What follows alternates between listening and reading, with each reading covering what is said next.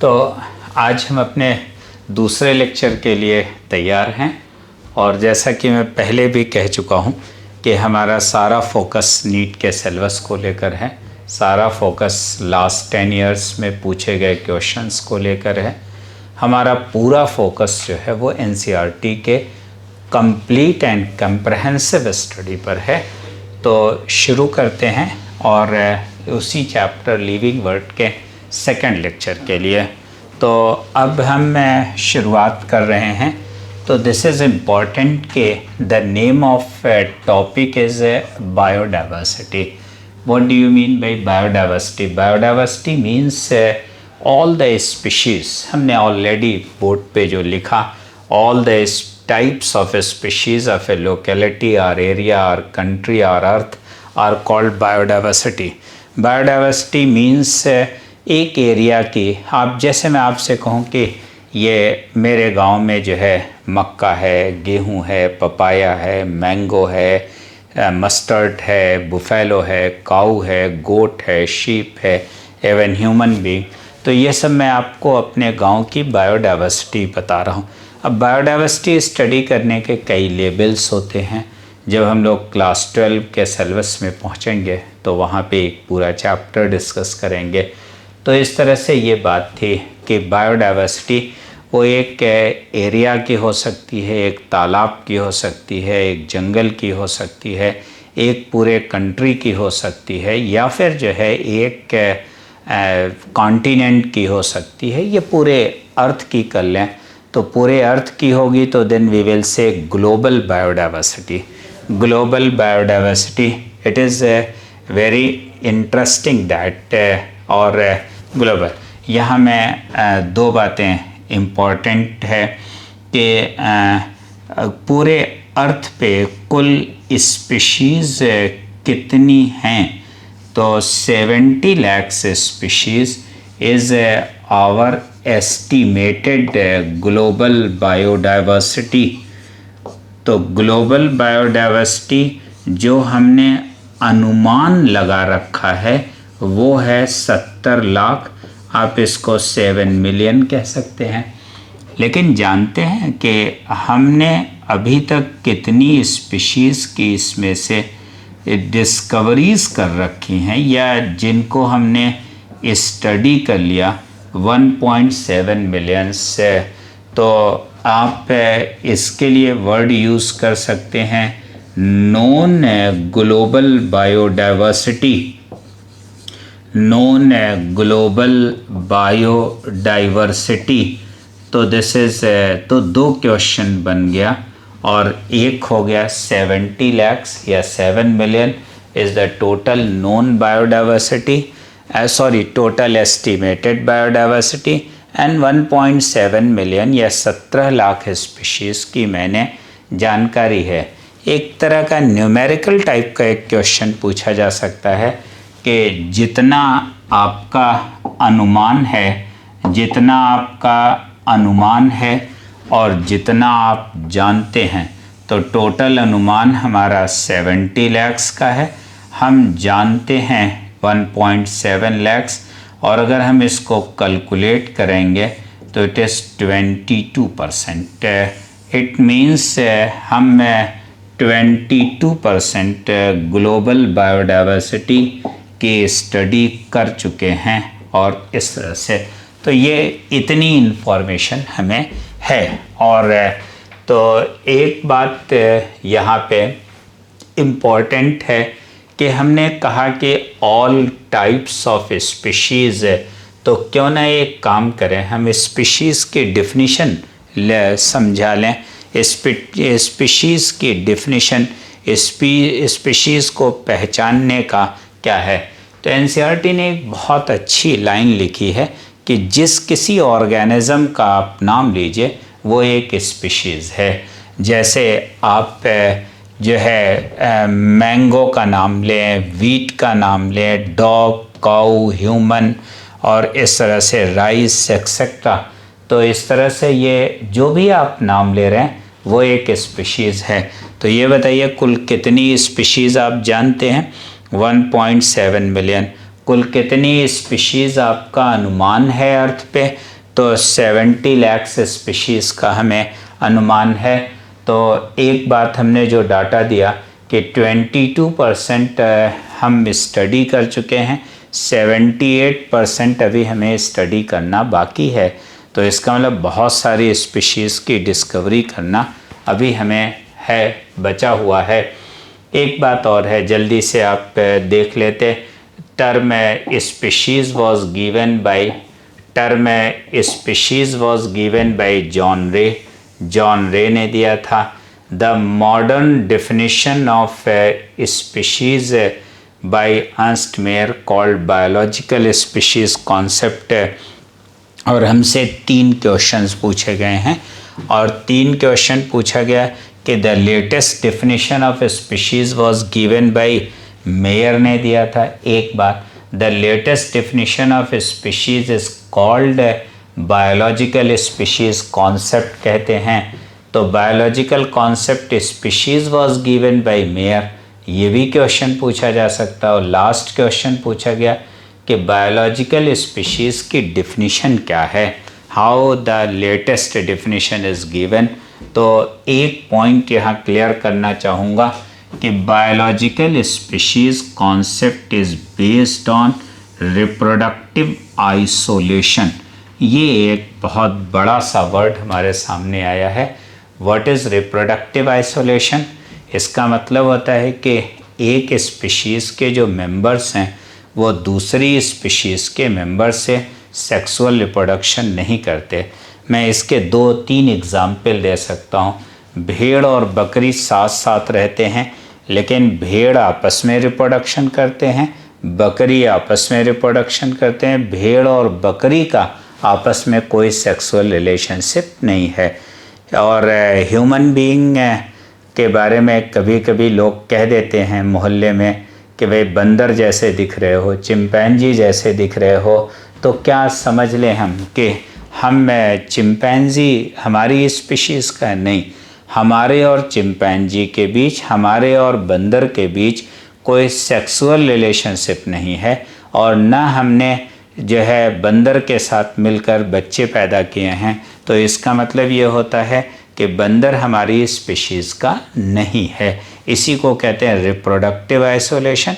और जो modern definition of species है that is given on the basis of reproductive isolation. और इस तरह से ये जो है बात आई है।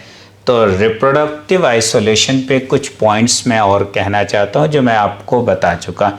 Members of one species do not interbreed with individuals of other species, ये तो आपको क्लियर ही हो गया।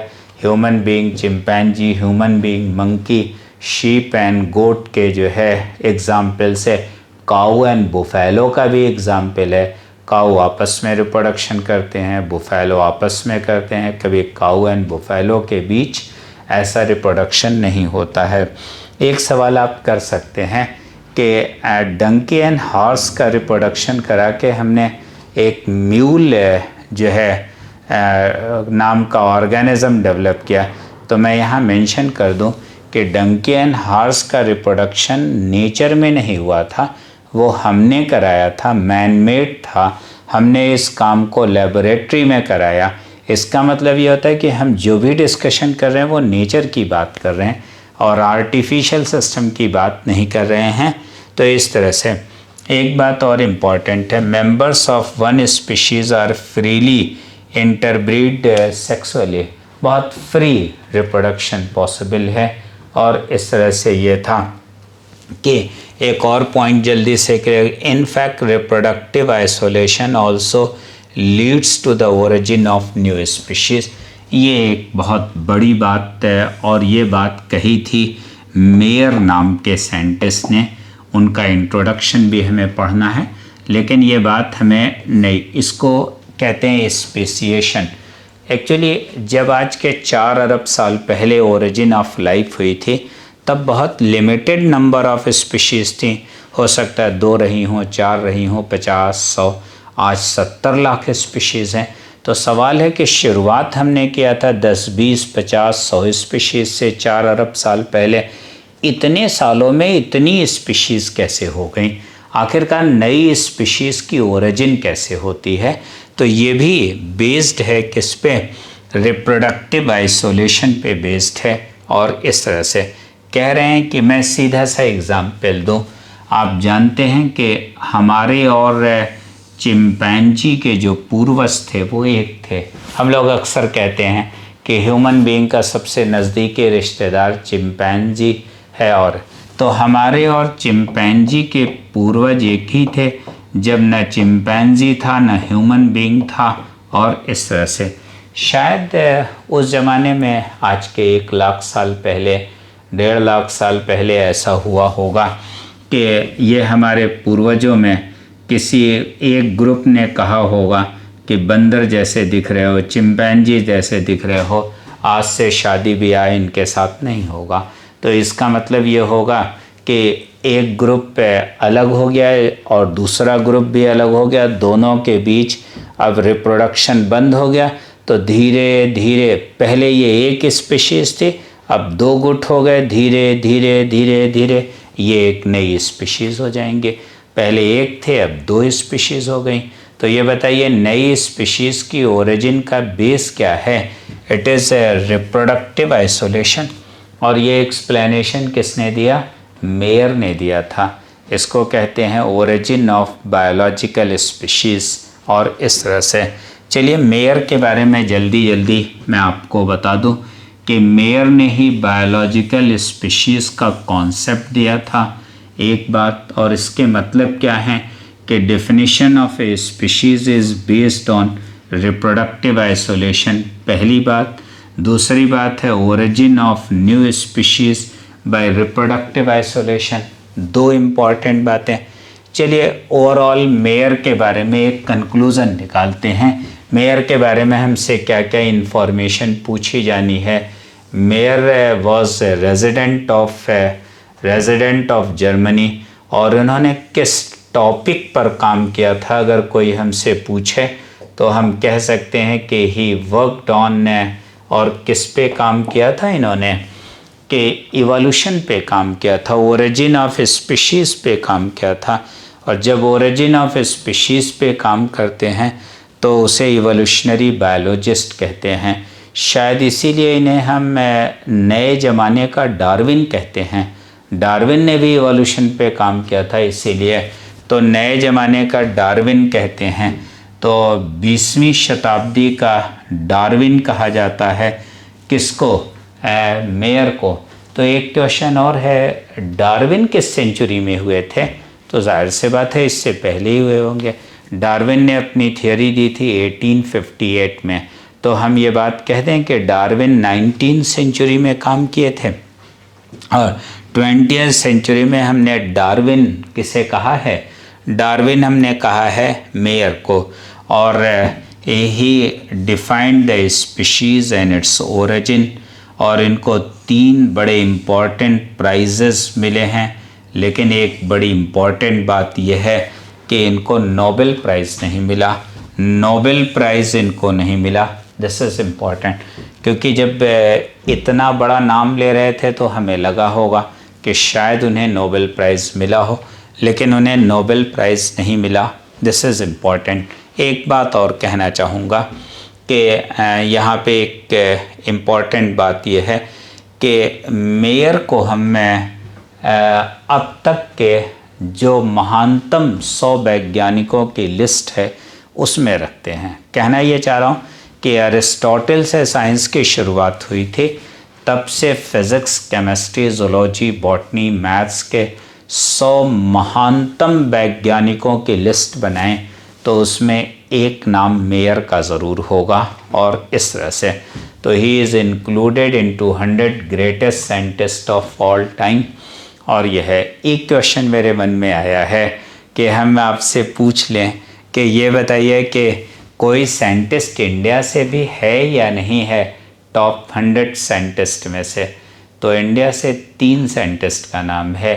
एक प्रोफेसर CV रमन का नाम है जो फिज़िक्स से थे, एक प्रोफेसर JC बोस का नाम है जो बॉटनी से थे, और एक नाम जो है पंचानन माहेश्वरी का है जो कि बॉटनी से थे। तो 3 नाम तो कंफर्म है कि top 100 scientist of all time in the world, अगर हम काउंट करें, लिस्ट बनाएं, तो 3 नाम इंडिया से होगा और 1 नाम मेयर का ज़रूर होगा। और उसमें से तो ये बात हम थोड़ी और आगे बढ़ाएं इस बात को, क्योंकि पूरी दुनिया में अब आपने कह दिया कि 70 लाख स्पीशीज़ हैं, मिलियंस ऑफ स्पीशीज़ हैं, और आप 17 लाख तो अब तक जान भी गए हैं।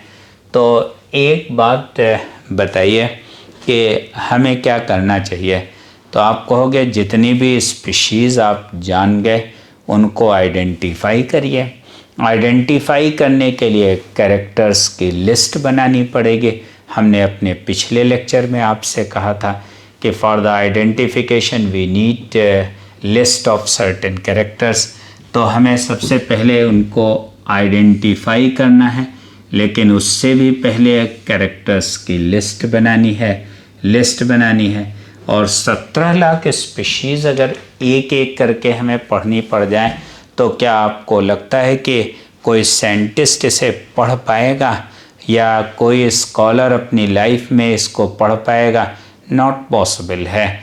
तो अगर ये है, या मैं इसका एक एग्ज़ाम्पल और दूं कि हम एक साथ जो है 100 बच्चों को, 80 बच्चों को, 70 बच्चों को क्लास में पढ़ाते हैं और दिन भर में करीब 8 या 7 बैच पढ़ाते हैं।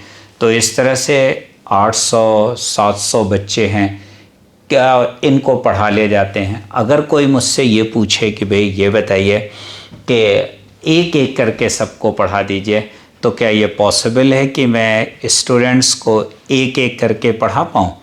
नहीं पॉसिबल है। वजह क्या है कि जो है इतना समय नहीं है और नहीं कर पाएंगे। इसीलिए हमने बैचेस बना रखे हैं 50, 60, 70, 80 स्टूडेंट्स का, और इस तरह से। इसी को कहते हैं क्लासिफिकेशन।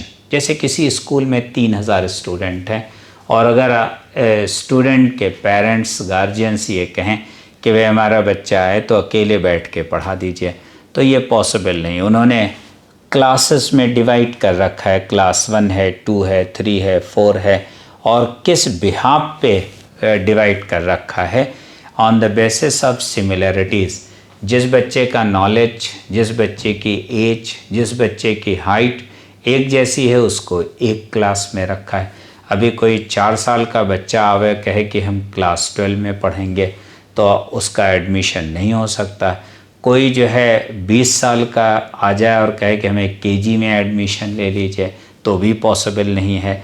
तो मुझे लगता है कि सिमिलर को एक साथ रखा जाए, डिसिमिलर्स को अलग रखा जाए। इसी को कहते हैं क्लासिफिकेशन कहते हैं। तो इस तरह से ये है स्मॉल ग्रुप्स बनाना या सिमिलर स्पीशीज़ का, this is called as classification. तो पहले तो मुझे बताइए what is the need of classification. आप कहोगे लार्ज नंबर ऑफ स्पीशीज़ को एक एक करके स्टडी नहीं किया जा सकता, इसीलिए छोटे छोटे ग्रुप्स बना के एक साथ स्टडी कर रहे हैं। अभी मैंने आपको एग्ज़ाम्पल दिया था कि कोचिंग में हम कुछ बच्चों को एक साथ बैच बना के पढ़ा देते हैं। तो जानते हैं क्या कहना चाह रहा हूँ कि जो सिमिलर बच्चे थे उनको एक बैच में पढ़ा दिया। अगर क्लास 11 का स्टूडेंट है तो क्लास 12 वाले बैच में नहीं पढ़ा सकते, क्लास 12 का बच्चा है तो क्लास 11 वाले बैच में नहीं पढ़ा सकते। और अगर मान लीजिए कोई बच्चा मैथमेटिक्स का हो और मेरे क्लास में बैठ जाए तो भी हम क्लास को नहीं पढ़ा सकते। तो मेरा कहने का क्लियर है कि जिनके सिमिलर सब्जेक्ट्स हैं, सिमिलर स्टेटस है, उनको एक बैच में, जिनके डिफरेंट सब्जेक्ट्स हैं, डिफरेंट लेवल ऑफ नॉलेज है, तो उनको अलग अलग बैठाया जाए। इसी को कहते हैं क्लासिफिकेशन। थोड़ा हमारी स्टडीज़ जो है वो ईजियर हो जाएंगी for the species point of view. और ये था। दूसरी एक बात और है, फिर उसके बाद आपको 17 लाख स्पीशीज़ का नाम रखना होगा। क्यों नाम रखना होगा? नाम पहले से होगा, जैसे काऊ है, बुफेलो है, और इसके अलावा जो है ऑनियन है। तो मैं आपको बताऊं, जैसे ऑनियन का नाम है तो ये मैंने इंग्लिश में लिया। हिंदी में हमारे इलाके में इसे प्याज कहा जाता है। यहीं अगर हम महाराष्ट्र चले जाएं तो इसी को कांदा कहा जाता है। तो हम कहना क्या चाह रहे हैं कि जैसे जैसे लैंग्वेज बदलती है, जैसे जैसे रीजन बदलते हैं, जैसे जैसे एरिया बदलता है, 200-500 किलोमीटर के डिस्टेंस पे जाने पे जो स्पीशीज़ का लोकल नेम है वो बदल जाता है। तो मेरा कहने का मतलब ये है कि इस तरह से तो हम साइंस की स्टडी नहीं कर सकते। साइंस की स्टडी करने के लिए हमें इन सारे कन्फ्यूज़न से जो है क्या होगा, दूर करना होगा। इसीलिए साइंटिफिक कम्युनिटी ने डिसाइड किया कि एक प्लांट का जो है पूरे वर्ल्ड में एक नाम हुआ करेगा और उसे साइंटिफिक नेम कहा जाएगा। तो दिस इज़ कॉल्ड नॉमेनक्लेचर। हमने लिखा the name of each species varies by region and language to avoid confusion each species is a scientific name और be used world wide by scholars called nomenclature. आप इसी को nomenclature कहते हैं। तो एक बात बताइए, इन सारी स्पीशीज़ को, जो मिलियंस ऑफ स्पीशीज़ हैं, उनको स्टडी करने के लिए हमें कुल 4 पॉइंट्स पे काम करना होगा। एक है that is characters of list, किस काम के लिए, फॉर द आइडेंटिफिकेशन। फिर उसके छोटे छोटे ग्रुप्स बना के क्लासिफिकेशन करना और फिर उसको वर्ल्ड वाइड एक नाम देना। तो दिस इज़ कॉल्ड एज, और ये है। तो इस तरह से हम स्टडीज़ करेंगे और ये है अपना कन्फ्यूज़न। मैंने आपको ऑनियन का एग्ज़ाम्पल दिया है। मैं अपने स्टूडेंट्स में बात करूं तो किसी का नाम मैं घर में जो है वो पप्पू है और इसके अलावा दोस्तों के बीच उसी का नाम सोनू है, लेकिन रजिस्टर में उसका नाम अमित कुमार है, तो अमित कुमार है। तो जाहिर सी बात है, ज़्यादा कन्वीनियंट क्या होगा कि वर्ल्ड वाइड जब भी कुछ ज़रूरत पड़ती है तो वो अपना रजिस्टर का नाम इस्तेमाल करें। सोनू और पप्पू ये नाम इस्तेमाल नहीं कर सकते, ये लोकल यूज़ के लिए है। और एक और इम्पॉर्टेंट बात है कि घर में नाम लोग पप्पू रख देते हैं, बाहर निकल के मोहल्ले में लोग पपुआ कहने लगते हैं। एक और दिक्कत हो गई कि लोगों ने नाम बदल दिया, अब पप्पू और पपुआ 2 अलग अलग नाम हो गए। तो एक ही व्यक्ति के कई नाम हो सकते हैं। बेहतर यह है कि रजिस्टर का जो नाम है, जो सर्टिफिकेट का नाम है, वही वर्ल्ड वाइड यूज़ किया जाए, कोई कन्फ्यूज़न ही नहीं होगा। तो then to avoid the confusion we need such nomenclature.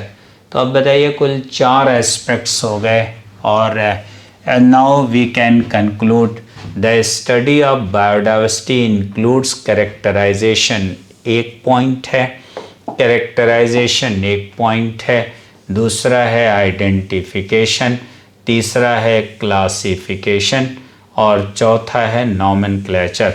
तो ये सेंटेंस आपको एज इट इज़ याद रखना है कि for the study of biodiversity we need 4 aspects, और वो क्रमशः क्या क्या हैं। पहला है कैरेक्टराइजेशन, दूसरा है आइडेंटिफिकेशन, तीसरा है क्लासिफिकेशन, चौथा है नॉमेनक्लेचर। ये बात एनसीईआरटी ने स्ट्रिक्टली लिखी है कि you have to follow the same sequence. Okay, तो इस तरह से ये आपने कह दिया।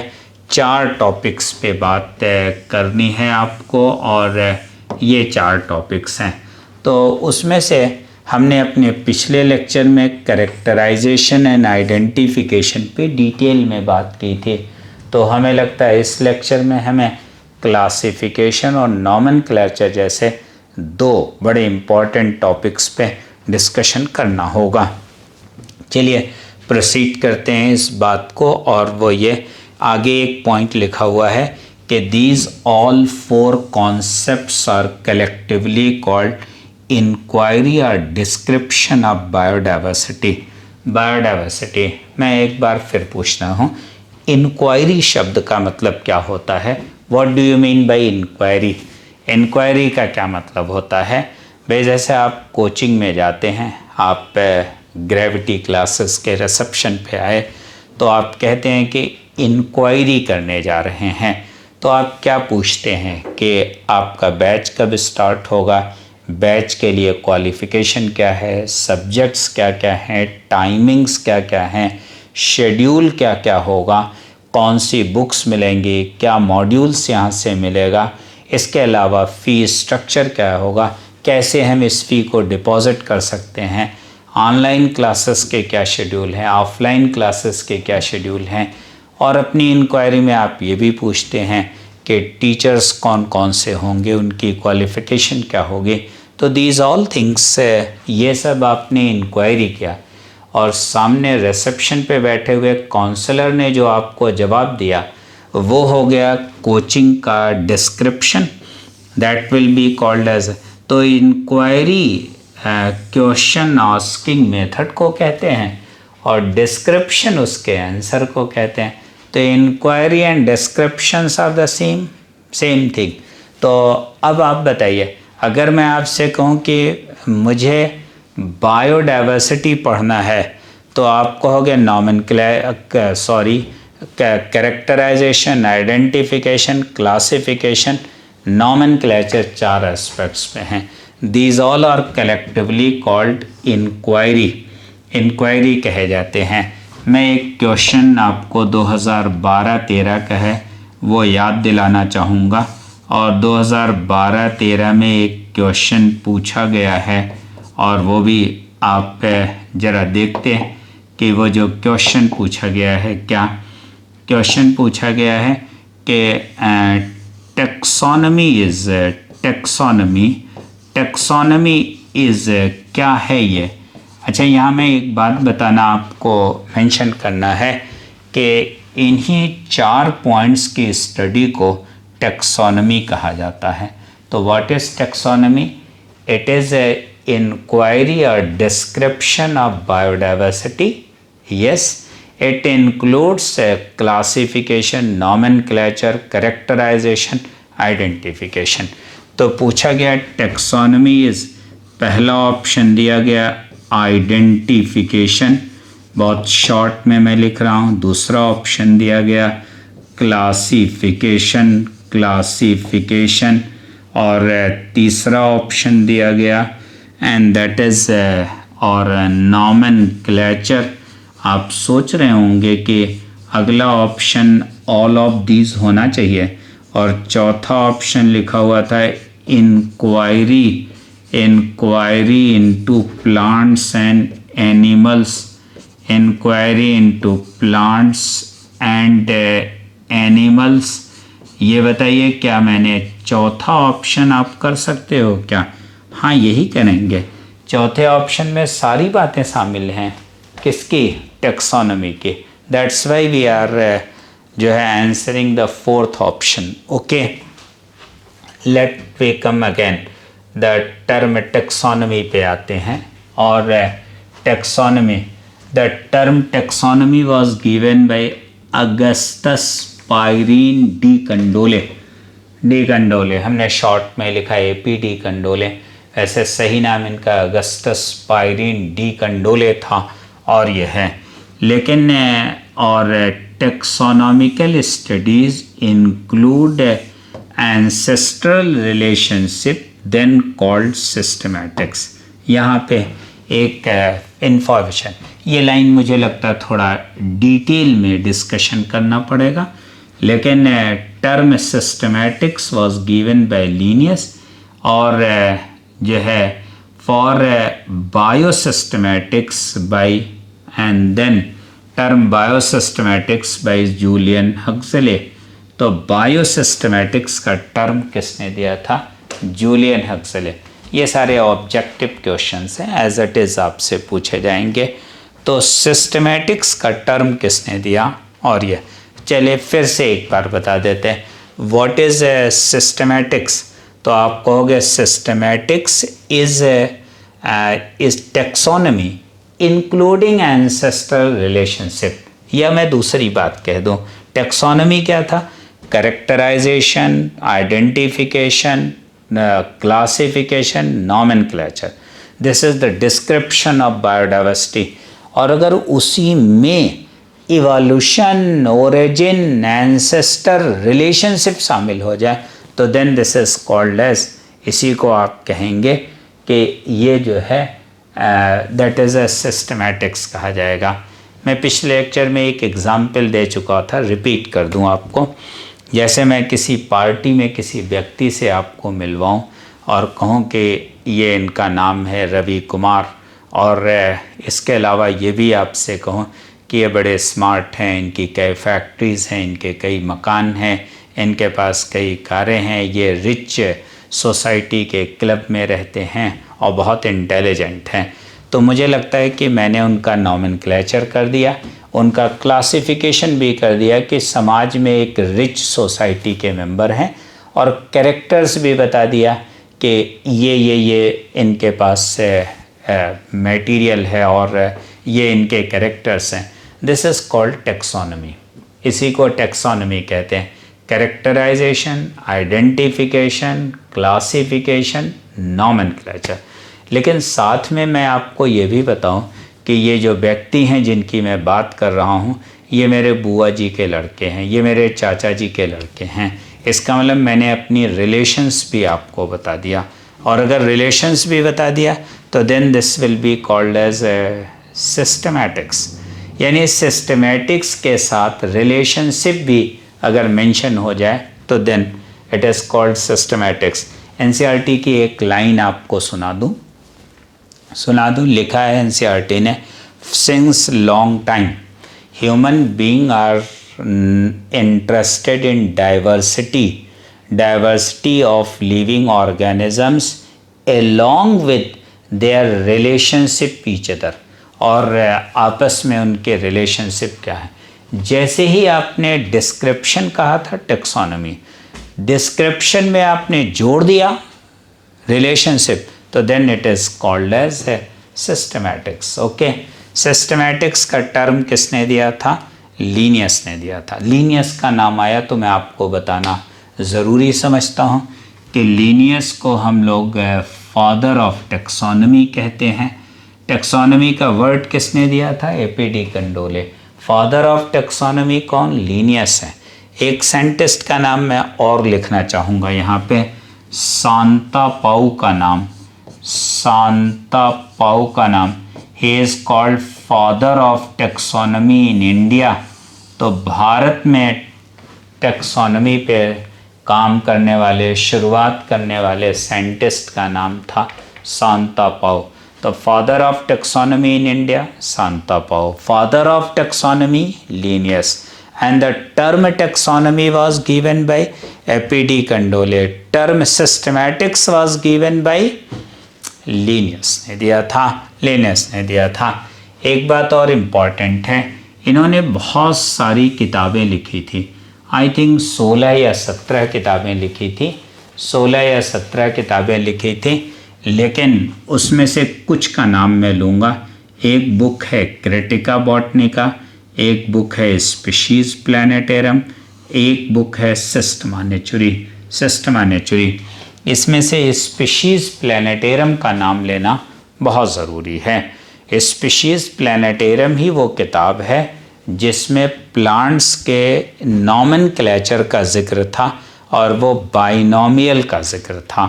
बाइनोमियल दो शब्दों में नाम देने को कहते हैं। जैसे हमने मटर का नाम रखा पाइजम सेटाइवम, तो ये एक नाम है कि दो नाम है? दो शब्दों का एक नाम है। ये याद रखिएगा, दो नाम नहीं है, दो वर्ड्स का एक नाम है। तो इस तरह से ये जो है ये आप कह सकते हैं कि पाइजम सेटाइवम ये एक साइंटिफिक नेम है, दो शब्दों में नाम है, इसीलिए इसको बाइनोमियल कहते हैं। बाइनोमियल कहते हैं। This binomial was first time given in the book species plantarum में दिया था। तो स्पीशीज प्लैनेटेरम नाम की किताब में सबसे पहले इस कॉन्सेप्ट का जिक्र आया। तो ये बताइए इससे पहले क्या चलता था, ये भी आपको बताना होगा। इससे पहले जो नाम था वो कई वर्ड्स का था, पॉलिनोमियल सिस्टम ऑफ नॉमेनक्लेचर। जैसे हमारे इलाके में एक पॉलिटिशियन है, उनका नाम है, और उनका नाम है लल्लन सिंह उर्फ काली सिंह उर्फ नाटे सिंह। तो इसका मतलब ये होता है कि इतना लंबा चौड़ा नाम था, तो इसी तरह से नाम दिए जाते थे। वे उन्होंने लोगों ने नाम रखा होगा लल्लन सिंह, बाद में देखा कलर थोड़ा डार्क है, काली सिंह कह दिया, बाद में देखा कि थोड़ा हाइट कम है तो नाटे सिंह कह दिया। मैं कहना क्या चाह रहा हूँ, मैं कहना ये चाह रहा हूँ कि जैसे जैसे फीचर्स देखते गए वैसे वैसे लोगों ने नाम आगे बढ़ाना शुरू कर दिया। ये गलत परंपरा है। गलत परंपरा किस बात की है कि एक बात ये नहीं मेरी समझ में आ रहा कि जब मैं उसे नाम लूँ तो काले सिंह उर्फ नाटे सिंह कहूँ या नाटे सिंह उर्फ काले सिंह कहूँ। पहले मैं हाइट को ज़्यादा इम्पोर्टेंस दूँ कि पहले मैं कलर को ज़्यादा इम्पोर्टेंस दूँ? इस तरह का कोई नियम नहीं था, इस तरह का कोई लॉ नहीं था। उस पॉलिनॉमियल सिस्टम ऑफ नॉमेनक्लेचर का रूल बनाने की कोशिश की पहली बार किसी ने, तो वो थे वो थे लीनियस। अपनी किस किताब में ये प्रयास इन्होंने किया था? क्रिटिका बॉटनिका में। कुछ साइंटिस्ट को ये काम पसंद आया, कुछ साइंटिस्ट ने इस काम को बहुत गलत कहा। आप कहोगे किसी को पसंद आया, किसी को नहीं पसंद आया। गलत कहने का दोनों के रीजंस क्या थे? किसी ने पसंद किया तो क्यों, किसी ने रिजेक्ट किया तो क्यों? दोनों के रीजंस आपको बताने होंगे। तो actually polynomial system of nomenclature एक गलत पद्धति थी। उसकी जगह सही पद्धति क्या आई, सही सिस्टम क्या आया? बाइनॉमियल नॉमेनक्लेचर आया। बाइनॉमियल। तो लीनियस को चाहिए था पॉलिनॉमियल नॉमेनक्लेचर को रिजेक्ट कर देते। पॉलिनॉमियल नॉमेनक्लेचर को क्या कर देते हैं? रिजेक्ट कर देते हैं। ये चाहिए था किसको? लीनियस को। और वो पॉलिनॉमियल सिस्टम ऑफ नॉमेनक्लेचर के रूल जो है वो केमिस्ट्री पढ़ेंगे, और 2 से 6 हम रोज एक मूवी देखा करेंगे 4 घंटे। आपने टाइम टेबल बना के फादर को सबमिट कर दिया। क्या आपको लगता है कि ये टाइम टेबल में आपने ठीक किया? नहीं, बड़ा गलत किया। आप 4 घंटे रोज मूवी के लिए नहीं निकाल सकते। अब पिताजी के सामने जब ये टाइम टेबल आया तो उन्होंने कहा बेटा 3 दिन देख लेना, 3 दिन ना देखना। तो ये रूल गलत था। उनको चाहिए था टोटली ये रिजेक्ट कर देते, नहीं, जब तक सेलेक्ट नहीं हो जाओगे तब तक मूवी और इस तरह के मनोरंजन करना ठीक नहीं है। जो मनोरंजन करना है आप किताबों के साथ ही करें, और इस तरह से। तो किसी गलत बात का कोई रूल नहीं जो है बनाना चाहिए, उसे टोटली रिजेक्ट करना चाहिए। एक और एग्जाम्पल आपको दें, और वो ये है कि जैसे अक्सर ये हो जाता है कि आप किसी मोहल्ले में किसी बच्चे को आप बुद्धू कहें तो वो क्या करेगा? दौड़ा के पत्थर मारेगा। जब ये बात पिताजी को पता चली तो उन्होंने कहा कि अब देखिए क्या रिएक्शन है। पिताजी ने कहा बेटा उसके सामने ना कहा करो। इसका क्या मतलब निकला? किनारे कह लिया करो। ये गलत बात है। पिताजी को कहना चाहिए था कि आज के बाद उस बच्चे को बुद्धू ना कहना। उन्होंने तो नियम बना दिया कि सामने ना कहो, किनारे कह लिया करो। तो इसी तरह से फादर ऑफ टेक्सोनॉमी लीनियस से गलती हो गई कि उन्होंने एक बात जिसको हटा देनी थी उसका नियम बनाने की कोशिश किया। तो कुछ लोगों ने कहा पहली बार किसी ने नियम बनाया, ये बड़ी अच्छी बात है, क्रिटिका बॉटनिका, लीनियस ने बनाया। किसी और कुछ लोगों ने क्रिटिसाइज किया कि गलत बात का नियम बना दिया, ये और ख़राब बात है। तो अपने इसके पॉजिटिव नेगेटिव एस्पेक्ट्स थे। बाइनोमियल नॉमेनक्लेचर की शुरुआत किस किताब से हुई? स्पीशीज़ प्लैनेटेरियम से हुई। आज हम किसी प्लांट का नाम रखते हैं तो 2 शब्दों में रखते हैं, दैट इज़ बाइनोमियल नॉमेनक्लेचर। और हमने इसकी डेट लिखी है, तो क्यों डेट लिखी है? इसलिए कि मैं आपसे पूछूंगा बाइनोमियल नॉमेनक्लेचर कब से लागू है? 1 मई 1753 में। लेकिन 2 इंटरेस्टिंग बात और बता दें। ये जो दिया गया था for the plants, species planetarium में प्लांट्स के लिए दिया गया था। एनिमल्स के लिए कब दिया गया? एनिमल्स के लिए बाद में एक किताब में दिया गया, and that book is systema naturae. तो मैं आपसे 3 सवाल पूछ सकता हूँ। ये बताइए बाइनोमियल नोमेनक्लेचर कब आया? 1753 स्पीशीज प्लैनेटेरियम से। ये बताइए बाइनोमियल नोमेनक्लेचर फॉर प्लांट्स कब आया? 1753 स्पीशीज प्लैनेटेरियम। बताइए बाइनोमियल नोमेनक्लेचर फॉर एनिमल्स कब आया? सिस्टमा नेचुरी 1758, राइट ना। अगर एनिमल और प्लांट के लिए कहा जाए तो अलग अलग इंफॉर्मेशन है, और अगर आपको जो है सिर्फ बाइनोमियल पूछा जाए तो स्पीशीज प्लैनेटेरियम। एक सवाल और बता देते हैं, 1753 से पहले बाइनोमियल नोमेनक्लेचर से पहले क्या चलता था? पॉलिनोमियल सिस्टम ऑफ नोमेनक्लेचर चलता था।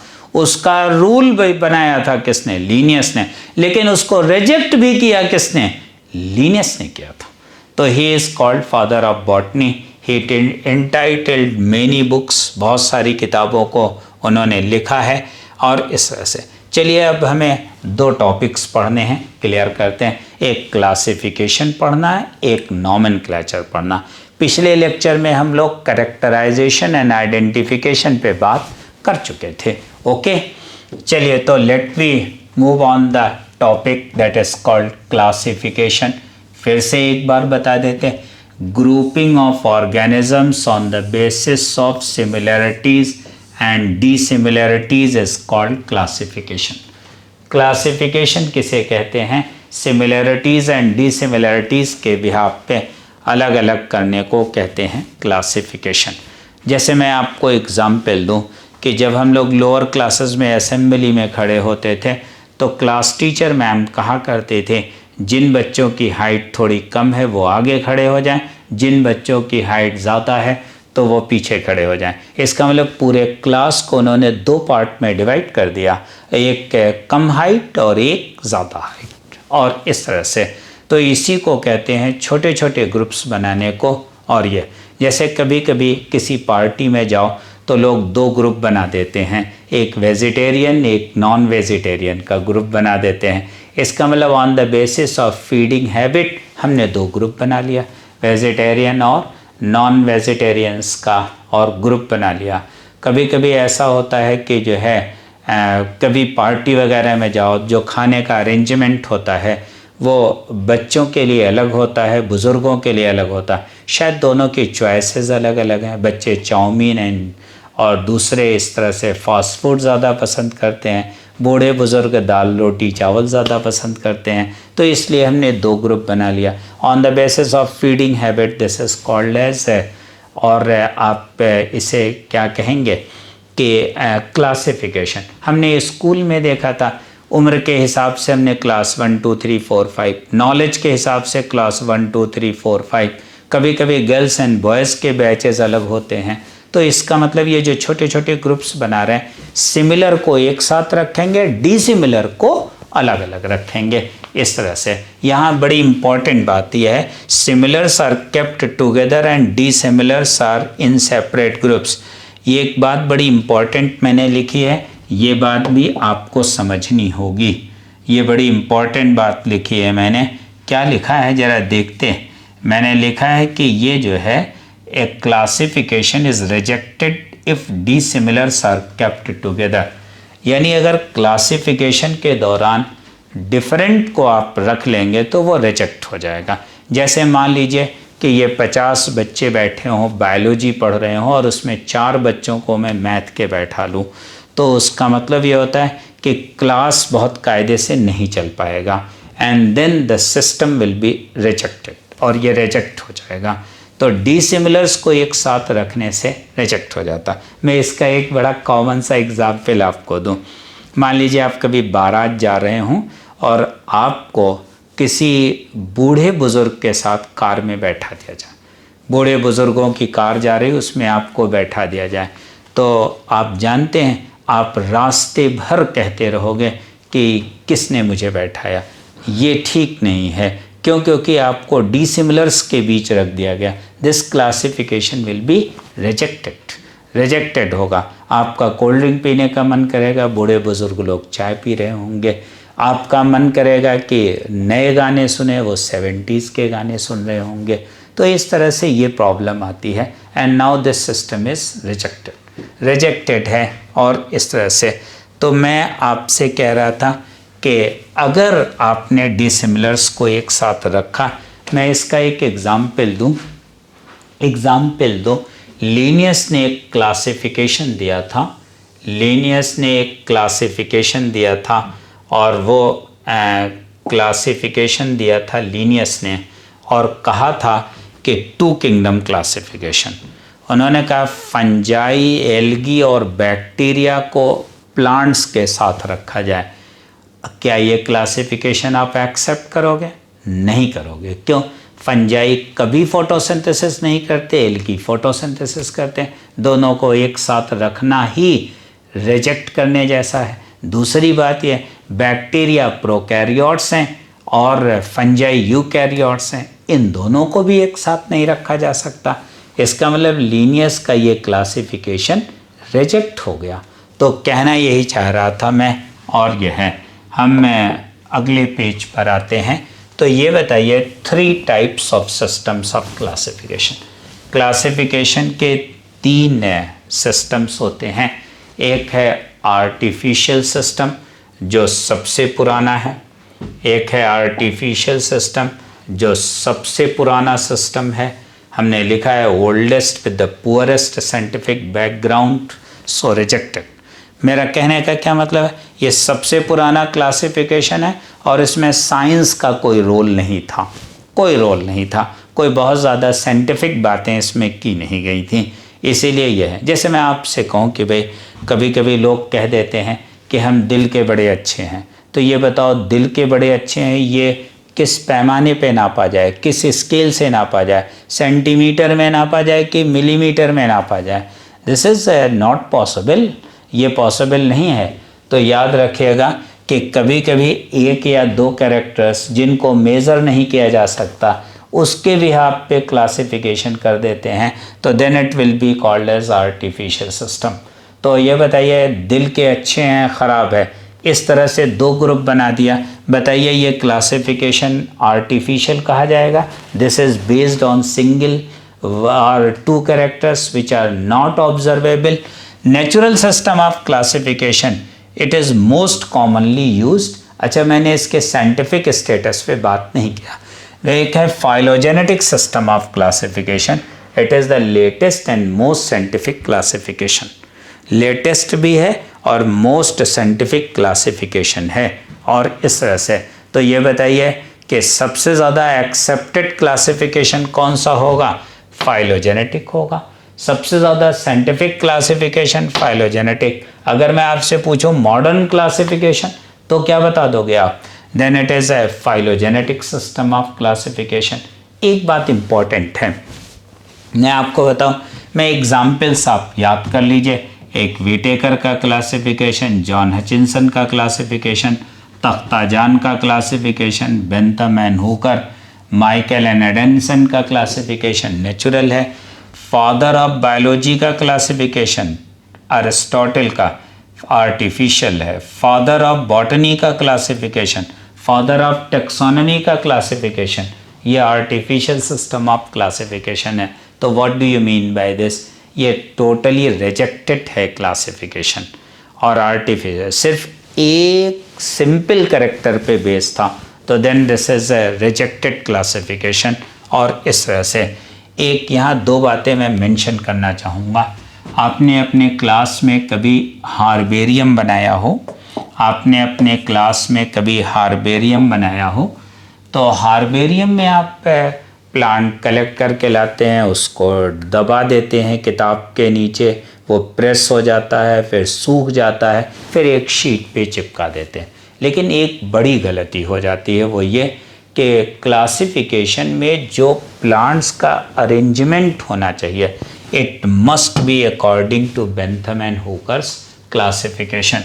याद रखिएगा, आपको ये बात है, all botanical gardens and herbaria, botanical garden and herbaria, जितने भी बॉटेनिकल गार्डन हैं या हार्बेरिया हैं, और अकॉर्डिंग टू और अकॉर्डिंग टू, बोलो भाई, Bentham and Hooker's classification, Bentham and Hooker's classification. ये क्वेश्चन आपसे 2 दर्जन बार पूछा गया है, 2 दर्जन बार पूछा गया है कि बताइए जो है दुनिया का जितने भी बॉटेनिकल गार्डन है, जितने भी बॉटेनिकल हार्बेरियम है, they are arranged to which classification? तो they are arranged according to Bentham and Hooker's classification के। तो याद रखिएगा कि बेंथम एंड हुकर के क्लासिफिकेशन के अकॉर्डिंग ही हमें सारी बात हार्बेरियम बनाते समय करना चाहिए। इस तरह से ये था। एक बात और इम्पॉर्टेंट है, नेचुरल सिस्टम ऑफ क्लासिफिकेशन और क्या कहते हैं आर्टिफिशियल सिस्टम ऑफ क्लासिफिकेशन में, sorry natural system and phylogenetic में। मैं आपको बता दूं, phylogenetic system of classification is based on 2 to many characters and artificial is based on 1 or 2 characters.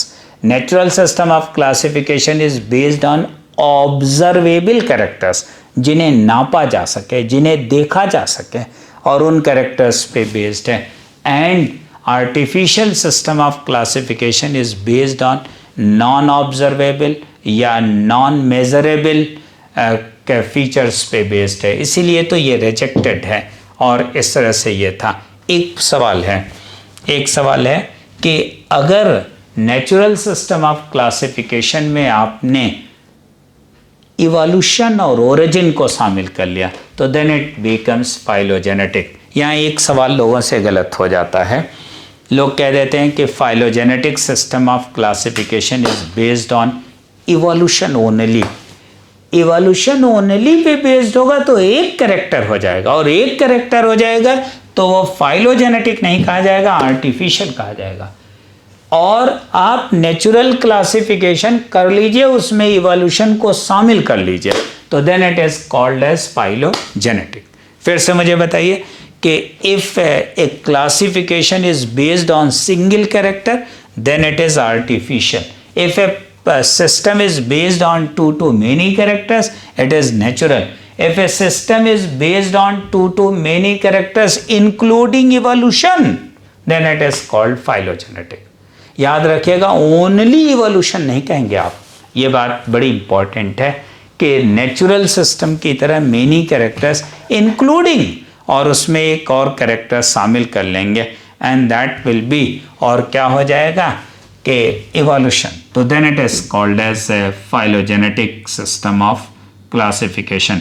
आप जानते हैं वीटेकर ने अपना क्लासिफिकेशन, आप अगले चैप्टर में पढ़ोगे, इन्होंने बेस रखा था अपना cell structure, thallus organisation, mode of nutrition, reproduction and evolution पे।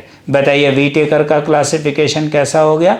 ओनली इवोल्यूशन और मेनी कैरेक्टर्स इंक्लूडिंग इवोल्यूशन।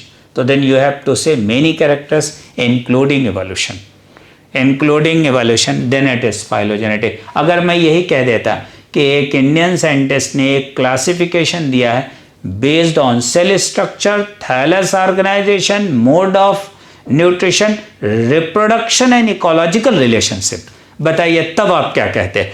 तब आप फाइलोजेनेटिक नहीं कहते, तब आप नेचुरल सिस्टम ऑफ क्लासिफिकेशन कह देते हैं। तो many characters, natural system of many characters along with evolution, then it is called as phylogenetic system of classification, आप इसे कहते हैं। आगे बढ़ाइए बात को कि क्लासिफिकेशन में 2-3 बातें बड़ी इंपॉर्टेंट कह दो कि reproductive characters are given more importance than the vegetative characters because reproductive features are more stable. याद रखिएगा, क्लासिफिकेशन के लिए जो कैरेक्टर्स यूज़ किए जाते हैं वो ज़्यादा स्टेबल कैरेक्टर्स यूज़ किए जाते हैं, वेरिएबल कैरेक्टर्स यूज़ नहीं किए जा सकते हैं। मैं एक एग्ज़ाम्पल दूं कि अगर मान लीजिए कोई स्टूडेंट हमें आके शिकायत करे कि ये लंबे बाल वाले लड़के ने हमें मारा है, तो कल हम उसकी तलाश कराएंगे। जब हम उसकी तलाश कराएंगे तो पता चले वो बाल कटवा के आ जाए कल, तो कैसे तलाश होगी? This is important. क्योंकि है जो हेयर लेंथ है, बाल की लंबाई है, वो वेरिएबल कैरेक्टर है। स्टूडेंट को कहना चाहिए था मुझसे कि ये लंबी नाक वाले ने हमें मारा है, तो मैं कल उसकी तलाश आसानी से कर लेता। क्यों? क्योंकि कोई नाक कटवा के तो आ नहीं सकता था।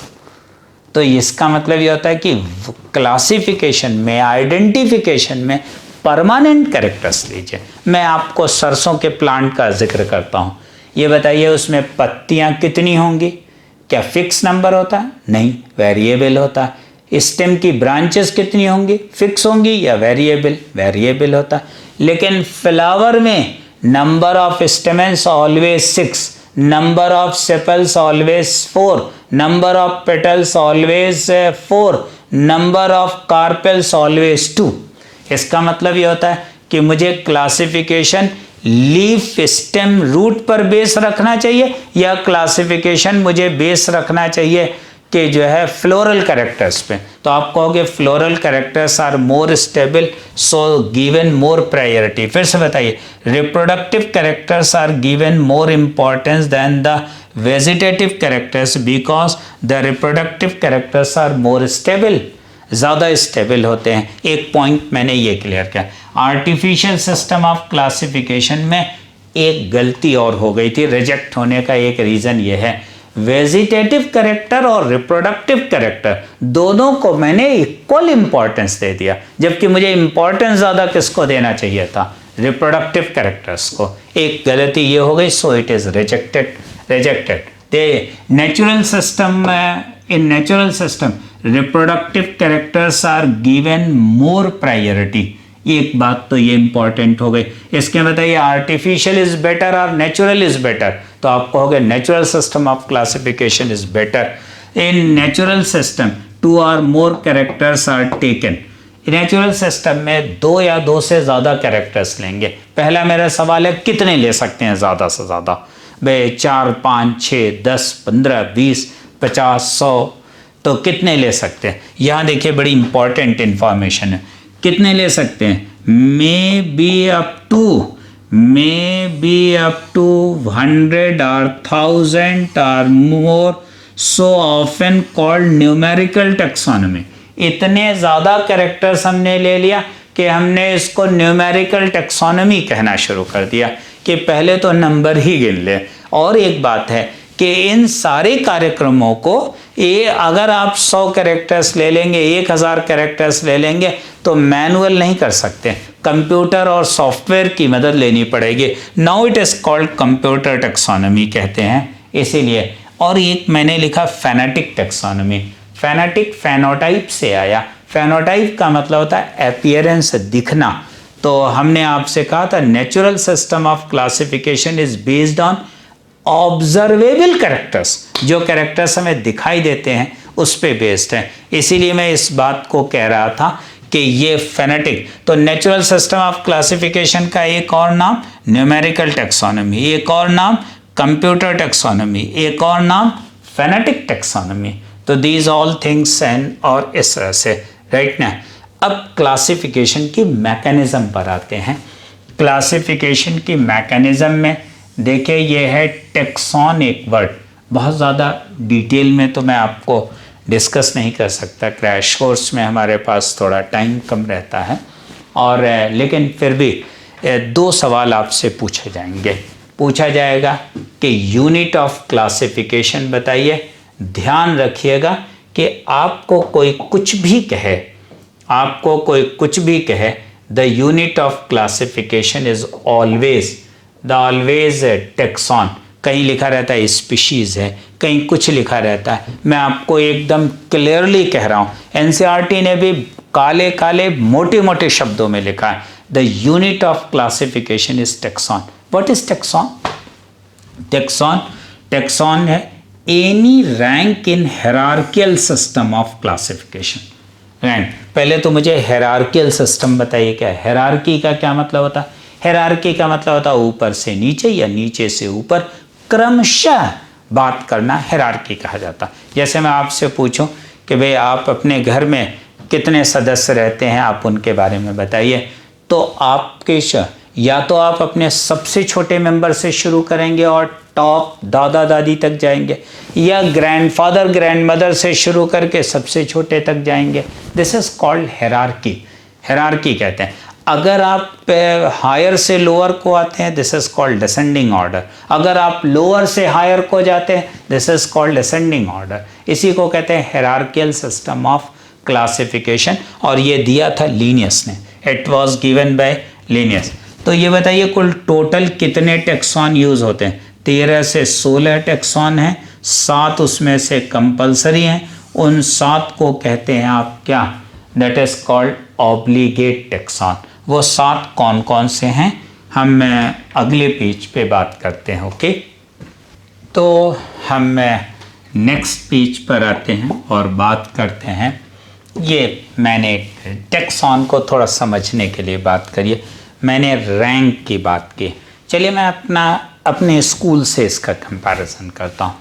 तो जैसे ये स्कूल है, अगर मैं आपसे कहूँ स्कूल, तो आप कहोगे यस, सबसे बड़ा ग्रुप हमारे लिए तो स्कूल है, जिसमें टीचर्स और क्या कहते हैं स्टाफ और क्या कहते हैं स्टूडेंट्स सारे मिला के हैं। ये एक बड़ा ग्रुप है, तो बड़ी रैंक भी इसे मानी जाएगी।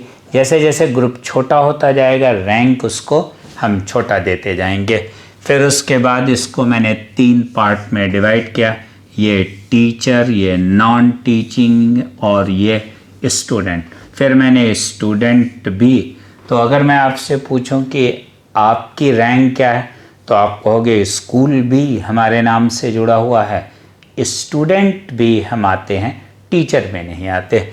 इसी तरह से फिर आपने कहा एक सीनियर डिवीज़न होता है, एक जूनियर डिवीज़न होता है, और क्लास 1 से लेके 5 तक जो है वो प्राइमरी सेक्शन होता है।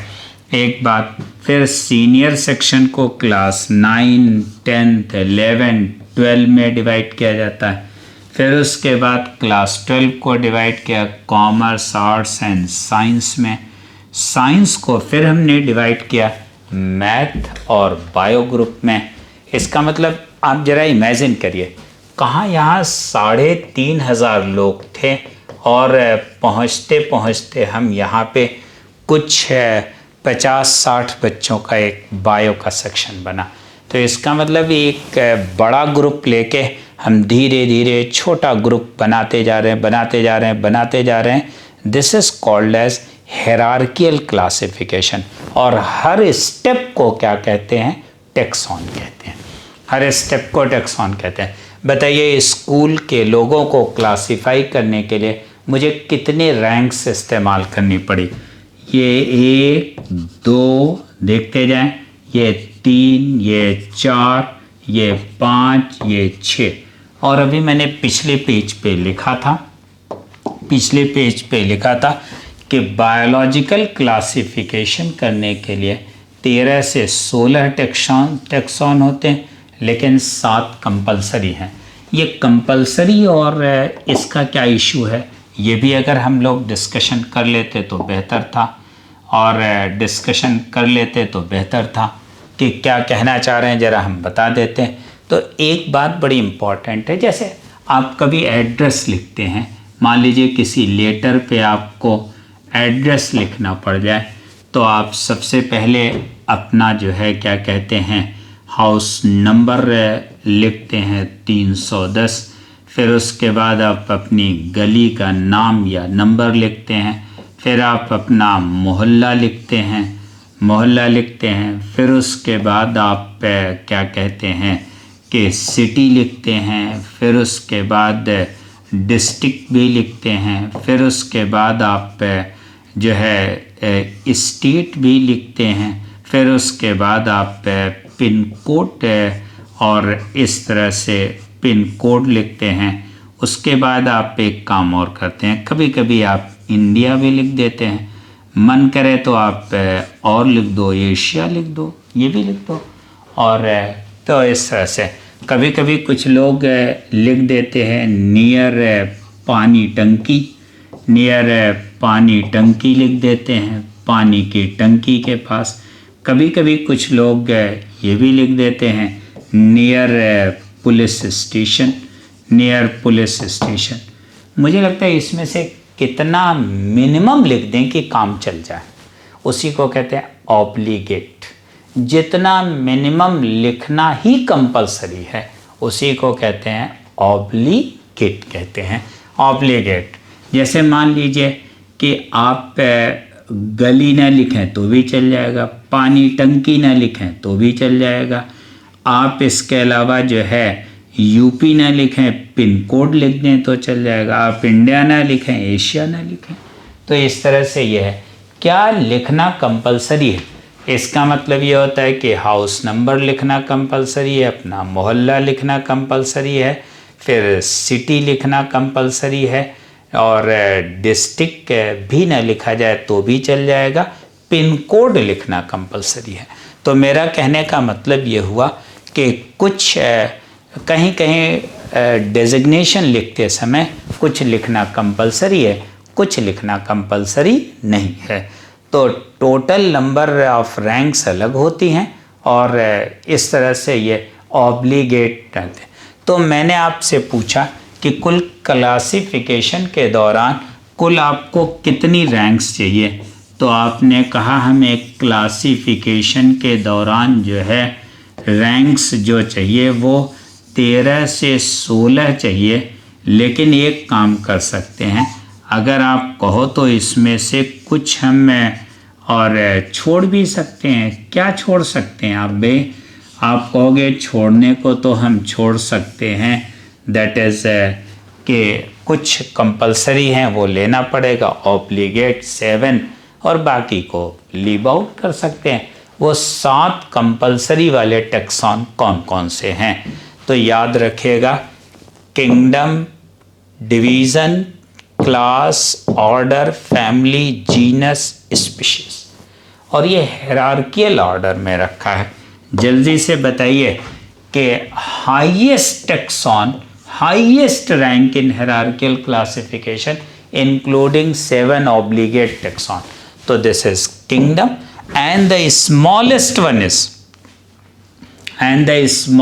वन इज बोलिए, the smallest one is species. तो लोएस्ट टैक्सॉन इज स्पीशीज। ये आप 7 में बता रहे हैं कि 13 में, चाहे 7 हो चाहे 13 हो, species is always the lowest taxon. Lowest taxon है स्पीशीज। इसके अलावा हाईएस्ट टैक्सॉन किंगडम नहीं, किंगडम के ऊपर भी एक टैक्सॉन है, दैट इज ए डोमेन। अब 2 क्वेश्चन आपके सामने, ये बताइए highest taxon is domain, highest taxon in 7 obligate domain is not included in obligate, that is kingdom. तो highest taxon in 7 obligate is kingdom। और इस तरह से एक बात और इम्पॉर्टेंट है, यहाँ पे आप कहोगे अच्छा 16 आप लिख डालिए, तो ये एक है, ये मैं लिख रहा हूँ, दिस इज ए सब किंगडम में, और ये दूसरा एक है सब डिवीज़न, और एक है सब क्लास, एक है सब ऑर्डर, एक है सब फैमिली, एक और है दैट इज़ सब जीनस, सब का मतलब स्मॉलर, सब जीनस, एक और है सब स्पीशीज़। तो अब मुझे लगता है 15 तो हो गए, और इस तरह से। और कहीं ऐसा तो नहीं कि कुछ भावनाओं में बह के हमने ज़्यादा लिख दिया हो, तो ज़रा क्लैरिफाई करते हैं। चलिए क्लैरिफाई करते हैं। आप ये बताइए स्मॉलेस्ट टैक्सॉन इज स्पीशीज़, फिर से बताइए सब स्पीशीज़ एक टैक्सॉन है या नहीं? टैक्सॉन नहीं, it is not a taxon. दूसरा सवाल बताइए, सब स्पीशीज शब्द इस्तेमाल किया जाए कि ना किया जाए? कर सकते हैं आप, करना चाहें, लेकिन it is not a taxon, ये टैक्सॉन नहीं है। ये बात याद रखिएगा कि ये टैक्सॉन नहीं है, लेकिन हमें मना भी नहीं किया, it is allowed to be used. अगले लेक्चर में बात आएगी trinomial system of nomenclature of animals में हम सब स्पीशीज लिखा करते हैं, एक बात। दूसरे एक बात और है, सब जीनस के बारे में बताइए कि ये टैक्सॉन है या नहीं। सब जीनस ना तो टैक्सॉन है, ना ऐसा कोई शब्द इस्तेमाल करने के लिए हमें अलाउ किया गया है। तो ध्यान से सुनिएगा, sub species is not a taxon but this term is allowed to be used. Sub genus is neither a taxon nor allowed to be used in taxonomy. Sub genus जैसा कोई शब्द ही नहीं है, टैक्सॉन की तो छोड़िए, तो ये अलाउड नहीं है। तो हमें लगता है कुछ हमने ज़्यादा लिख दिया था, तो ये बात भी याद रखिएगा कि ये टैक्सॉन नहीं है, ये टैक्सॉन नहीं है, ये तो अलाउड ही नहीं है, ये थोड़ा अलाउड भी है यूज़ करने के लिए। एक तो ये पॉइंट है। बाकी सब फैमिली, सब ऑर्डर, सब class, subdivision, subkingdom, these all are taxon. ये सारे के सारे टैक्सॉन। अब आपसे पूछा जाएगा सब ऑर्डर किसके किसके बीच आता है, तो it is order and family के बीच में। आपसे पूछा जाएगा सब डिवीज़न किसके किसके बीच आता है, क्लास एंड डिवीज़न के बीच में आता है। यहाँ एक इंटरेस्टिंग बात और बताना चाहूँगा कि प्लांट क्लासिफिकेशन में डिवीज़न इस्तेमाल होता है और एनिमल क्लासिफिकेशन में फाइलम वर्ड यूज़ होता है। The word phylum is used. और यह तो ये बताइए डिवीज़न का पर्यायवाची क्या है, फाइलम। फाइलम का पर्यायवाची क्या है, डिवीज़न। बताइए division and phylum are same taxon और डिफरेंट, सेम टैक्सॉन है। बस सिर्फ शर्त यह है कि डिवीज़न की जगह फाइलम, फाइलम की जगह डिवीज़न। जब एनिमल और प्लांट का क्लासिफिकेशन हो तो उस समय ऐसा किया जाना चाहिए। तो दिस इज़ प्लांट के लिए अलग और डिवीज़न। अगर यही मैं एनिमल के लिए लिख रहा होता तो this is kingdom, phylum, class, order, family, genus और क्या, स्पीशीज। तो इस तरह से ये इस 7 आर ऑब्लिगेट टैक्सॉन्स होते हैं। अच्छा, एक बात और इम्पॉर्टेंट है, अगर मैं आपसे पूछूं कि ये मैथ के स्टूडेंट्स हैं तो आप कहोगे ठीक है, ये they are the part of science group students. अगर मैं आपसे कहूँ साइंस ग्रुप स्टूडेंट, आप कहोगे ठीक हैं तो ये सारे क्लास 12 के ही। अगर मैं आपसे कह दूँ क्लास 12 तो आप कहोगे ये सारे सीनियर सेक्शन में शामिल है। सीनियर सेक्शन किसका पार्ट है, स्टूडेंट का। ये स्टूडेंट्स किसका पार्ट है, स्कूल का पार्ट है। इसका मतलब एक बड़ी इंपॉर्टेंट बात है कि जितना भी लोअर टैक्सॉन होगा वो हायर टैक्सॉन में इंक्लूडेड होगा, लोअर टैक्सॉन हायर टैक्सॉन में इंक्लूडेड होगा। अगर मैं आपसे कह दूं students, yes they are the part of school. मैं कह दूं स्टूडेंट्स प्राइमरी सेक्शन, तो हो सकता है कुछ बच्चे यहाँ से छूट जाएं और इस तरह से। तो higher taxon includes the lower taxon. 2-3 बातें बड़ी इंपॉर्टेंट याद रखिएगा। Higher taxon is a group of similar lower taxon, is a group of similar lower taxon. कहने का मतलब क्या है कि what is genus, it is a group of closely related species. What is family? It is a group of closely related genera. What is order? It is a group of closely related family. What is class? It is a group of similar orders. What is division? It is group of similar classes. What is kingdom? It is a group of ये बताइए कि धीरे धीरे number of individuals बढ़ते जा रहे हैं कि नहीं। जैसे जैसे टैक्सॉन बड़ा होता जा रहा वैसे वैसे ये बढ़ते जा रहे हैं। भाई स्पीशीज़ एक थी, उसके बाद कई स्पीशीज़ जीनस में आ गई, फिर कई जीनस आ गए फैमिली में, कई फैमिलीज़ आ गई ऑर्डर में, कई ऑर्डर्स आ गए क्लास में, और सबसे बड़ा ग्रुप कौन सा बना, सबसे बड़ा ग्रुप बना जो वो किंगडम का बना। किसका बना, किंगडम का बना। और इस तरह से ये टैक्सॉन्स का। तो अगर आपसे पूछा जाए what is genus, it is a group of similar species. What is family, it is a group of similar genera. What is order, it is a group of similar families. Okay, इस तरह से आप ये बताते हैं। लेकिन एक बात बताइए, जब मैं नीचे से ऊपर जाऊंगा तो नंबर ऑफ इंडिविजुअल्स बढ़ेंगे कि घटेंगे, बढ़ेंगे। नंबर ऑफ जो है क्या कहते हैं स्पीशीज बढ़ेंगी कि घटेंगे, बढ़ेंगे। वो ग्रुप बड़ा होता जा रहा है इसलिए। तो एक एक करके आप मुझे बताएं, जैसे जैसे नीचे से ऊपर जाएंगे वैसे नंबर ऑफ इंडिविजुअल्स बढ़ेंगे, नंबर ऑफ ग्रुप्स बढ़ेंगे। और एक बात, जैसे जैसे हम नीचे से ऊपर जाएंगे थोड़ा से स्पेसिफिसिटी घटेगी। स्पेसिफिसिटी क्यों भाई, यहां मुझसे कहा गया आप बायो के स्टूडेंट हैं, यहां पे तो नहीं कहा गया, ये तो पूरा बड़ा सा ग्रुप है, तो उसमें आप किसी को कह नहीं सकते कि ये बायो का ग्रुप है, मैथ्स का ग्रुप है। जैसे जैसे टेक्सॉन छोटा होता जाएगा वैसे वैसे स्पेसिफिक ग्रुप बनता जाएगा। और ये एक बात और बताइए, अगर मैं आपसे पूछूं ये मैथ ये बायो, बायो के स्टूडेंट्स क्या क्या पढ़ते हैं, फिजिक्स केमिस्ट्री बायो, मैथ के स्टूडेंट क्या पढ़ते हैं, फिजिक्स केमिस्ट्री मैथ, बताइए इनके बीच ज़्यादा सिमिलरिटीज़ होंगी, इनके बीच ज़्यादा सिमिलरिटी होंगी या इनके और इनके बीच?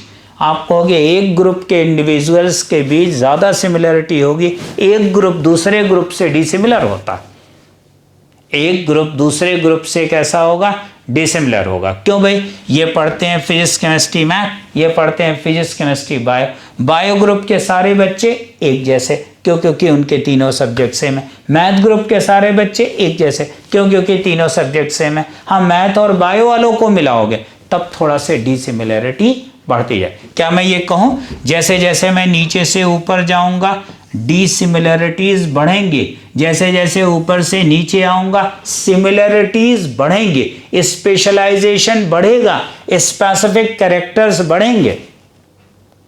This is important. एक बात और याद रखिएगा, जैसे जैसे मैं नीचे से ऊपर जाऊंगा वैसे वैसे क्या होता जाएगा, वैसे वैसे इनको पहचानना थोड़ा मुश्किल होता जाएगा। और जाहिर सी बात है जितना ही बड़ा ग्रुप उतना ही पहचानना आसान नहीं रहता। तो मुझे फिर से बताइए, जैसे जैसे मैं नीचे से ऊपर जाऊंगा नंबर ऑफ इंडिविजुअल्स बढ़ेंगे, नंबर ऑफ स्पीशीज बढ़ेंगे, नंबर ऑफ कैरेक्टर्स बढ़ेंगे, डिसिमिलरिटीज बढ़ेंगी, सिमिलरिटीज घटेंगी, और तो आइडेंटिफिकेशन भी थोड़ा टफ हो जाएगा। This is hierarchical system of classification. और इस तरह से मैं अगले पेज पर आता हूँ, अगले पेज पे आता हूँ। मैंने कुछ क्वेश्चंस टाइप किए और पूछना चाह रहा था, अगर दो स्पीशीज़ के जीनस सेम हो जाए, दो स्पीशीज़ के जीनस सेम हो जाएं, तो बताइए उनका क्या। जरा इसको मैं यहाँ लिख के बात करता हूँ। मैंने आपसे कहा कि भाई देखिए ये है किंगडम, ये है किंगडम, ध्यान से सुनिएगा, ये किंगडम के दो डिवीज़न्स हैं, एक है डिवीज़न 1, दूसरा डिवीज़न 2, और ये डिवीज़न्स हैं और इस तरह से। फिर मैंने कहा कि इस डिवीज़न के दो क्लासेस हैं, एक है क्लास ए और एक है क्लास बी। फिर इस क्लास के दो ऑर्डर्स हैं, एक का नाम है ऑर्डर पी और एक का नाम है ऑर्डर क्यू। इसके जो है और इसकी दो फैमिलीज़ हैं, एक का नाम है फैमिली आर और एक का नाम है फैमिली वाई। ये जो फैमिली वाई है इसके दो जेनरा हैं, एक का नाम है जीनस डी और एक का नाम है जीनस एफ। इस जीनस में दो स्पीशीज़ हैं, एक स्पीशीज़ का नाम है 1, दूसरे स्पीशीज़ का नाम है 2। क्वेश्चन सुनते, पिछले पेज पे आ रहा हूँ, ध्यान से यहाँ से देख के बताइएगा, यहाँ से देख के बताइए। मैंने आपसे कहा कि यहाँ पे क्वेश्चंस मैं लिख रहा हूँ, ये question, 2 plants have the same class, दो प्लांट्स है उनका क्लास सेम है। जरा देखिए यहाँ पे आके कह रहे हैं क्लास सेम है, तो इसका मतलब डिवीज़न भी सेम होगा, इसका मतलब किंगडम भी सेम होगा।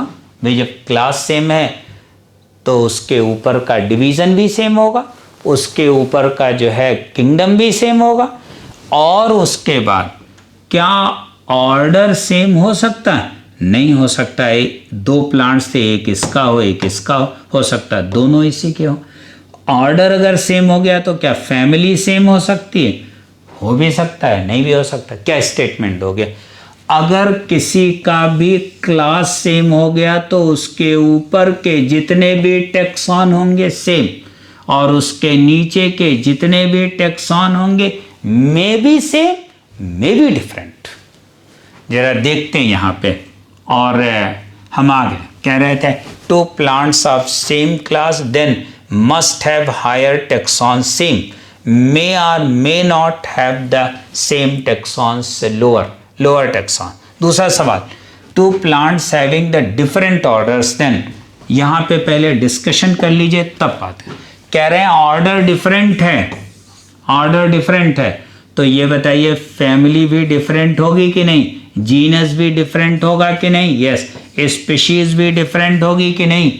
अगर ऑर्डर डिफरेंट है, अगर ऑर्डर डिफरेंट है तो बताइए ये जो है क्या कहते हैं कि अगर मैं जैसे मान लीजिए दो स्टूडेंट्स कह दें कि भाई हम लोग दो अलग अलग फैमिलीज़ के हैं, दो अलग अलग फैमिली का मतलब उनके पेरेंट्स भी डिफरेंट होंगे, उनके ब्रदर्स एंड सिस्टर्स भी क्या होंगे, डिफरेंट होंगे। अगर यहाँ पे ऑर्डर कह दिया गया डिफरेंट है तो lower taxons must be different. Higher taxon हो सकता है कि ऑर्डर इनका हो और मे बी डिफरेंट और सेम। याद रखिएगा, फिर से लौट के वहीं आइए।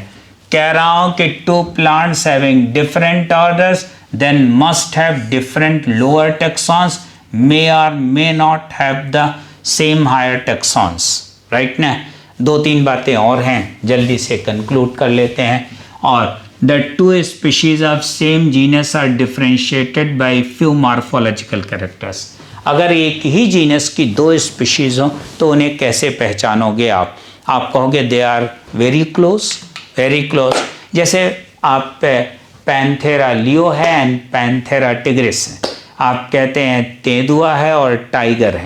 तेंदुआ और टाइगर को कैसे पहचानते हैं, कैसे पहचानते हैं? मान लीजिए तेंदुआ सामने आ जाए तो कैसे पहचानेंगे ये तेंदुआ है या टाइगर? बोलिए वे। कह रहा चाहिए पहचानेंगे नहीं, भाग लेंगे पहले, कौन जाएगा पहचानने।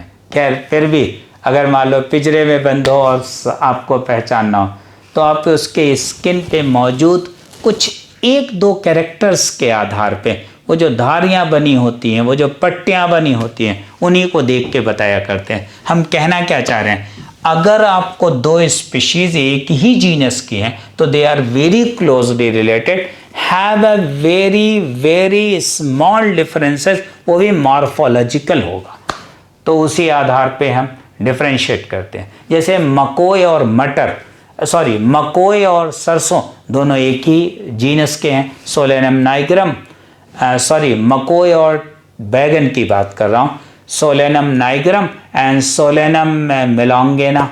लेकिन दोनों में सिर्फ एक मात्र फ़र्क है, दोनों के फ्रूट्स का शेप डिफरेंट होता है और दोनों के फ्लावर का कलर डिफरेंट होता है, बाकी सारी चीज़ें सेम हैं। तो the two species are differentiated by few morphological characters. A genus of a family is less similar to the genus of another family. अगर इसे समझाना हो, भाई एक फैमिली के जो जीनस हैं और दूसरी फैमिली के जो जीनस हैं वो सेम होंगे कि डिफरेंट होंगे?